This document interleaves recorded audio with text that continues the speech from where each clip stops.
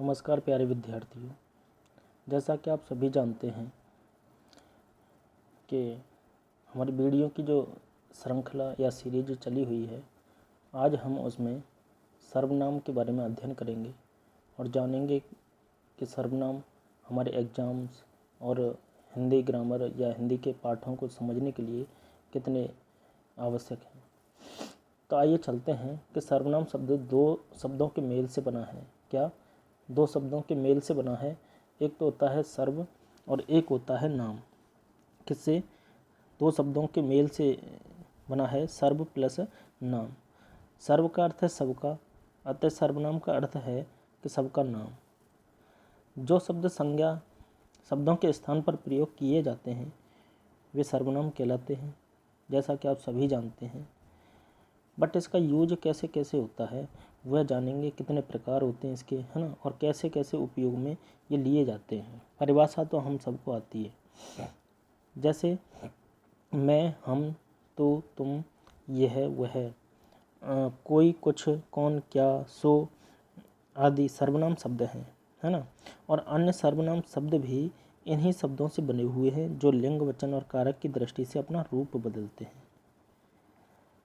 तो सर्वनाम शब्द स्त्रीलिंग, पुल्लिंग, है ना, स्त्रीलिंग तथा पुल्लिंग दोनों में समान रहते हैं।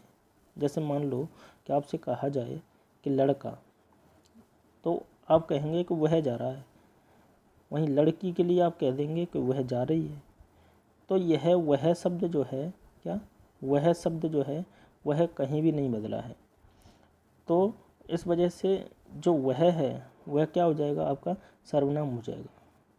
तो सर्वनाम के एक वचन तथा बहुवचन रूप होते हैं। जैसे एक वचन में क्या कहेंगे कि मैं, तुम, वह, यह, इसे, उसे, किसी एक के लिए। वहीं बहुवचन में हम, आप, ये, वे, इन्हें, उन्हें, ये बहुवचन शब्द के लिए आ जाएंगे। सर्वनाम शब्द के भेद कितने होते हैं कि इसके निम्नलिखित 6 भेद माने जाते हैं। कितने? 6 भेद। सबसे पहला, जैसा कि आप सभी जानते हैं, पुरुषवाचक सर्वनाम, निश्चयवाचक सर्वनाम, अनिश्चयवाचक सर्वनाम, संबंधवाचक, प्रश्नवाचक और निजवाचक। आप सभी को याद भी होंगे, बट और गहराई से इन्हें जानने की कोशिश करते हैं कि आखिर एग्जाम में जब क्वेश्चन बन जाता है तो हम जल्दी में कुछ गलत कर देते हैं। तो धीमे धीमे पढ़ते रहें। तो पुरुषवाचक सर्वनाम जो है, जिन सर्वनाम शब्दों का प्रयोग बोलने वाले, सुनने वाले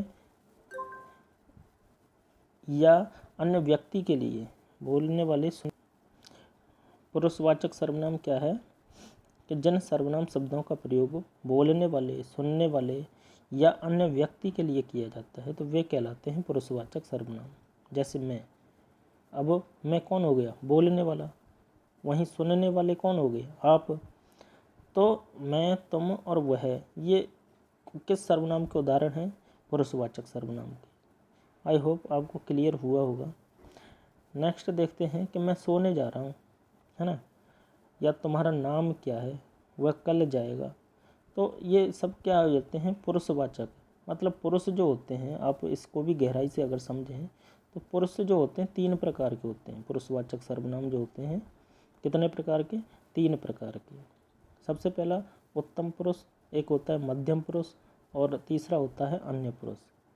उत्तम पुरुष कौन होता है कि बोलने वाला अपने लिए, जैसे मैं, मान लो कि मैं बोल रहा हूँ तो मैं यहाँ पर क्या हो जाएगा?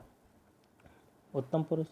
वहीं मध्यम पुरुष क्या हो जाएगा कि तुम सुनने वाले, भाई आप सुनने वाले हो तो आप शब्द और तुम शब्द क्या हो जाएगा? मध्यम पुरुष का हो जाएगा। वहीं अन्य पुरुष में तो वह सभी के लिए आ जाएगा कि मान लो मैं कह रहा हूँ, आप सुन रहे हो और कोई तीसरा व्यक्ति भी सुन रहा हो, तो वह किसके लिए आएगा? अन्य पुरुष के लिए। और गहराई से समझते हैं तो उत्तम पुरुष जो होता है कि सर्वनाम का वह रूप जैसे से किसी बात को कहने वाले का बोध हो तो उसे उत्तम पुरुष कहते हैं, है ना। जैसे तुम, तू, आप, हम, मेरा, हमारा, हमें। जैसे मैं कल जयपुर आऊँगा तो मुझे तुम्हारी पुस्तक चाहिए, हम घूमने जा रहे हैं, मुझे तुम्हारी घड़ी चाहिए। अब मैं कहूँ कि इसमें उत्तम पुरुष सर्वनाम कौन सा है, सर्वनाम शब्द कौन सा है। तो यहाँ पर आपको दिखाई दे रहा होगा कि ये मुझे शब्द है, इसमें मैं शब्द है, इसमें मुझे है, इसमें हम है। तो ये पुरुषवाचक सर्वनाम के उदाहरण हैं। वही मध्यम पुरुष क्या होता है कि इस सर्वनाम शब्द का प्रयोग सुनने वाले अर्थात श्रोता कौन होता है, सुनने वाले के लिए किया जाता है कि तुम, तू, आप, तेरा, तुम्हारा, तुमसे। जैसे तुमसे कुछ काम है तो यहाँ पर तुमसे जो शब्द आया, अगर मान लो क्वेश्चन पूछ लिया जाए कैसे कि यहाँ अंडरलाइन कर दिया तुम्हारे, कि तुम्हारे पिताजी क्या काम करते हैं, है ना, और अंडरलाइन कर दिया और पूछ लिया कि इस रेखांकित शब्द में कौन सा सर्वनाम है।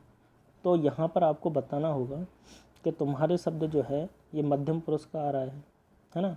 तुम्हारे पिताजी क्या काम करते हैं, कोई दूसरा आपसे कह रहा है तो हमसे कह रहा है तो तुम्हारे लिए कह रहा है, तो तुम्हारे शब्द जो है वह मध्यम पुरुष का हो जाएगा। इसी प्रकार से आपके क्वेश्चन बनते हैं।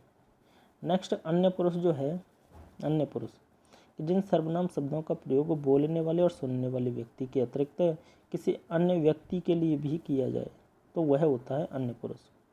जैसे वे, उसे, उसका, उनके। जैसे उन्हें रोको मत, जाने दो। भाई मान लो एक व्यक्ति इधर से आ रहा है और एक व्यक्ति इधर से आ रहा है ना, तो वह एक व्यक्ति यहाँ खड़ा हुआ है ना, वह देख रहा है। तो जैसे मान लो कि उसका वाहन आया और वह कह रहा है कि इसको जाने दो, रोको मत। जैसे ट्रैफिक पुलिस वाले होते हैं, किसी को रोकते हैं तो किसी को जाने देते हैं। जैसे वे फुटबॉल खेल रहे हैं, है ना। तो यहाँ दूसरा जो है आपका पहला जो पुरुषवाचक सर्वनाम है, आई होप आपकी समझ में आया होगा। वहीं दूसरा जो है निश्चयवाचक सर्वनाम, कि जो सर्वनाम शब्द किसी निश्चित व्यक्ति, वस्तु अथवा घटना की ओर संकेत करे तो उसे कहते हैं निश्चयवाचक। निश्चय मीन्स निश्चय हो, जिसमें डेफिनेट हो कि वह मेरा घर है। आपने इशारा किया कि वह ना मेरा घर बना हुआ है। क्या है, मेरा घर बना हुआ है ना। और मेरा घर जो बना हुआ है वह क्या है, तो वह शब्द जो है एक तरह से संकेत भी कर रहा है, बट यहाँ पर निश्चय है कि यह है ना मेरा ही घर है, किसी और का नहीं है। यह मेरी पेंसिल है, तो उसमें निश्चित हो जाता है। तो निश्चयवाचक जो होता है दो प्रकार का होता है। एक तो निश्चय कन्फर्म रहता है कि हाँ 100% कन्फर्म है, और एक होता है जैसे अनिश्चयवाचक सर्वनाम। तो यहाँ पर एक अनिश्चय की स्थिति रहती है कि जो सर्वनाम शब्द किसी निश्चित वस्तु या व्यक्ति का बोध कराते हैं, बोध नहीं कराएं, उन्हें क्या कहेंगे। तो अनिश्चय आ मीन्स क्या होता है, आ बराबर होता है कि नहीं, आ बराबर क्या होता है, नहीं। निश्चित मीन्स निश्चित, और अनिश्चित मीन्स जो निश्चित नहीं है। जैसे दरवाजे पर कोई खड़ा है, क्या है, दरवाजे पर कोई खड़ा है, दूध में कुछ गिरा है ना। तो यहाँ पर कोई, कुछ ऐसे शब्द जो हैं जो कि अनिश्चयवाचक सर्वनाम शब्दों के उदाहरण हैं, जैसे किसी, किन्हीं, कुछ, कोई आदि। नेक्स्ट हम बात करते हैं संबंधवाचक सर्वनाम की। तो वे सर्वनाम शब्द जो वाक्यों में आए दूसरे संज्ञा या सर्वनाम शब्दों से संबंध बताते हैं, वे संबंधवाचक सर्वनाम कहलाते हैं। जैसे जो करेगा सो भरेगा, है ना, जिसे चाहो उसे बुला लो। तो यहाँ पर एक तरह से संबंध मतलब रिलेशन, क्या होता है, रिलेशन बता रहा है। तो वे सर्वनाम शब्द जो वाक्यों में आए दूसरे संज्ञा या सर्वनाम शब्दों से संबंध बताते हैं, वे क्या कहलाते हैं, संबंधवाचक। मतलब जो करेगा, अब यहाँ पर जो और सो दोनों ही शब्द जो हैं क्या हैं, संबंधवाचक वाक्य के उदाहरण हैं। जो सो है ना, जिसे चाहो उसे बुला लो, तो जिसे उसे। तो एक दूसरे का जो संबंध है भाई, संबंध आप जानते हैं कि दो व्यक्तियों में बताया जाएगा कि नहीं, दो चीज़ों में बताया जाएगा कि नहीं संबंध। भाई एक का तो किसी का संबंध होगा नहीं, अब जब दूसरा मिलेगा तभी तो संबंध इन दोनों का जुड़ेगा, है ना। तो ऐसे ही आप पढ़ते रहें, चैनल को सब्सक्राइब करके रखें, और अपनी वीडियो ना लाइव भी हम क्लास लेंगे बहुत जल्द ही। और आपके जो एग्ज़ाम हैं जैसे कि 10th वालों के 12th वालों के कोरोना के कारण अभी तो स्थगित कर ही दिए हैं लगभग, 10th वालों के तो बिल्कुल कैंसिल ही कर दिए गए हैं। जो JNVST 6 क्लास का जो एग्ज़ाम है वह भी क्या है, वह भी रद्द कर दिया है। अभी तो आगे कोई डेट आएगी तो आपको सूचित कर दिया जाएगा। आपके जो छोटे भाई बहन हैं, अगर कोई किसी ने फॉर्म अप्लाई किया हो तो अपनी तैयारी करते रहें, पढ़ते रहें। हो सकता है अपने विद्यालय स्तर पर या ऑनलाइन जो शिक्षा है उसको बढ़ावा देते रहें, सिखाते रहें बच्चों को, तो हो सकता है आपके एग्ज़ाम जो हैं ऑनलाइन हो जाएं, है ना। कैसे भी हो सकते हैं, या घर से भी कुछ ना कुछ जैसा जो इन्फॉर्मेशन होगी आपको बता दी जाएगी। नेक्स्ट हम बात कर रहे हैं कि कुछ संबंधवाचक सर्वनाम शब्दों के उदाहरण, जिसने, उसने, है ना, जिसका, उसका, जो, सो आदि होते हैं। वहीं प्रश्नवाचक जो होता है भाई, आप प्रश्नवाचक चिन्ह तो आप जानते ही हैं कि प्रश्नवाचक चिन्ह जहाँ होता है वहाँ पर प्रश्नवाचक जरूर होगा, तो सर्वनाम जरूर होगा। कि तुम क्या लाए हो, तो जिन सर्वनाम शब्दों का प्रयोग प्रश्न करने के लिए किया जाता है। भाई लाए हो क्या, अब क्या, क्या शब्द जो है क्या है, प्रश्नवाचक सर्वनाम शब्द है। दरवाजे पर कौन खड़ा है, तो यहाँ पर कौन शब्द जो है प्रश्नवाचक शब्द सर्वनाम है का उदाहरण है। तो यहाँ पर कहाँ, कौन, किसने, क्या, कब आदि ये प्रश्नवाचक सर्वनाम के उदाहरण हो जाएंगे। आपका लास्ट जो 6 नंबर का है निजवाचक सर्वनाम, कि जिन सर्वनाम शब्दों का प्रयोग व्यक्ति अपने आप के लिए करता है वे निजवाचक सर्वनाम कहलाते हैं। जैसे मैं खुद ही चला जाऊंगा, निज, निज मीन्स क्या होता है, अपना।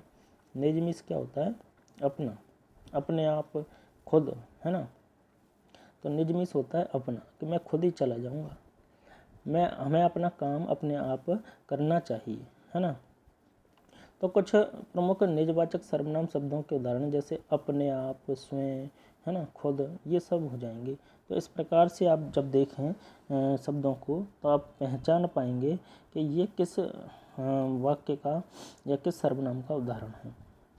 कुछ सर्वनाम शब्दों के रूपों की रचना होती है, जैसे संज्ञा शब्दों की भांति ही सर्वनाम शब्दों की भी रूप रचना होती है ना। और सर्वनाम शब्दों के प्रयोग के समय जब इनमें कारक चिन्हों का प्रयोग करते हैं तो इनके रूप में परिवर्तन आ जाता है ना। जैसे कर्ता, कर्म, करण, संप्रदान, अपादान, संबंध, अधिकरण, जो कारक चिन्ह होते हैं तो उनसे कुछ अंतर आ जाता है। जैसे मान लो कि मेरे द्वारा, यहाँ पर करण कारक है कि नहीं, मेरे द्वारा कोई कार्य किया गया, तो किसी के द्वारा जब कोई कार्य किया जाए तो मेरे द्वारा या मुझसे, तो वहाँ पर करण कारक का यूज हुआ, है ना। ऐसे ही जो कारक हैं आगे हम नेक्स्ट वीडियो में बताएंगे कारकों के बारे में, जो कि बहुत ही इम्पोर्टेंट हैं आपके एग्ज़ाम की दृष्टि से, जो पूछे ही जाते हैं और ये आपको क्या है, रटे हुए होने चाहिए। तो वीडियो को लाइक करें, सब्सक्राइब करें चैनल को, और लगातार वीडियो जो हिंदी ग्रामर की आपके लिए आती रहेंगी। और क्या है, हमसे जुड़े रहें, और समय समय पर जो भी आपके स्कूल ओपन करने की जो सूचना है, कब खुलेंगे कब नहीं खुलेंगे, वह भी दे दी जाएगी, है ना। अपने मित्रों को शेयर करें वीडियो को, जो भी इंटरेस्टेड हों पढ़ने के। तो आज के लिए बस इतना ही, धन्यवाद।